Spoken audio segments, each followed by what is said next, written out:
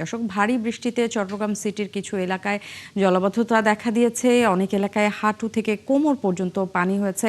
এ নিয়ে বিস্তারিত আমাদেরকে জানাতে আমাদের সাথে যুক্ত হচ্ছেন সহকর্মী রাজীব বড়ুয়া।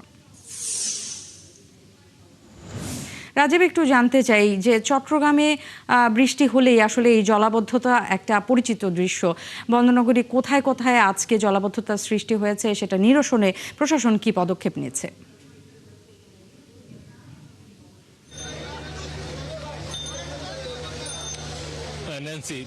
চট্টগ্রামে জলাবদ্ধতা নিরসনের জন্য 4টি প্রকল্পের কাজ চলমান রয়েছে, যেগুলো সিটি কর্পোরেশন, পানি উন্নয়ন বোর্ড এবং সিডিএ কাজ করছে। এই 3টা প্রতিষ্ঠান 4টি প্রকল্পের কাজ চলছে।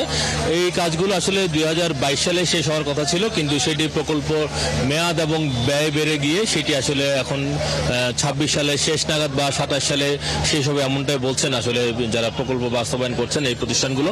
এবং এই পর্যন্ত 70-75% কাজ হয়েছে তারা বলছেন। তো যার কারণে আমরা দেখছি আসলে প্রতি বছরই বৃষ্টিপাত হলেই নগরের বিভিন্ন নির্মাঞ্চলগুলো রয়েছে, যেমন প্রবর্তক মোড়, মুরাদপুর, কাতালগঞ্জ, বর্দারহাট, আগ্রাবাদ, এইসব নির্মাঞ্চলগুলো আসলে পানিতে তলিয়ে যায়। আজকে সকাল দুপুর 12টা থেকে 3টা পর্যন্ত আবহাওয়া অফিস বলছে যে 51 মিলিমিটার বৃষ্টি হয়েছে।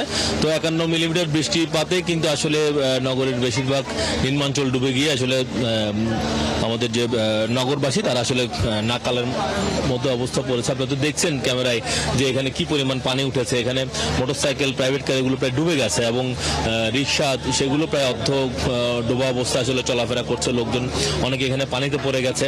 এখানে সিটি কর্পোরেশনের প্রধান পরিচ্ছন্ন কর্মকর্তা তিনি পরিদর্শনে এসেছিলেন এবং তিনি যেটি বলছেন যে এখনো পর্যন্ত সিটি কর্পোরেশন যে চলমান প্রকল্পগুলো রয়েছে সেই প্রকল্পগুলোর প্রায় 10 থেকে 12টি জায়গায় যে নালার মধ্যে আসলে বাঁধ দেওয়া হয়েছে। তো বাঁধের কারণে আসলে পানিটা যেতে পারছে না। তো এই কারণে আসলে মূলত জলজটটা, এবং তারা চেষ্টা করছেন যে বিভিন্ন জায়গায় যে বাঁধগুলো রয়েছে সেই বাঁধগুলো অপসারণ করার কাজ তারা চালাচ্ছেন। তারা বলছেন যে বাঁধগুলো আসলে যদি খুলে দিতে পারেন তাহলে হয়তো পানিটা খুব দ্রুত নেমে যাবে। এবং আমরা দেখছি এখন আমরা আছি নগরীর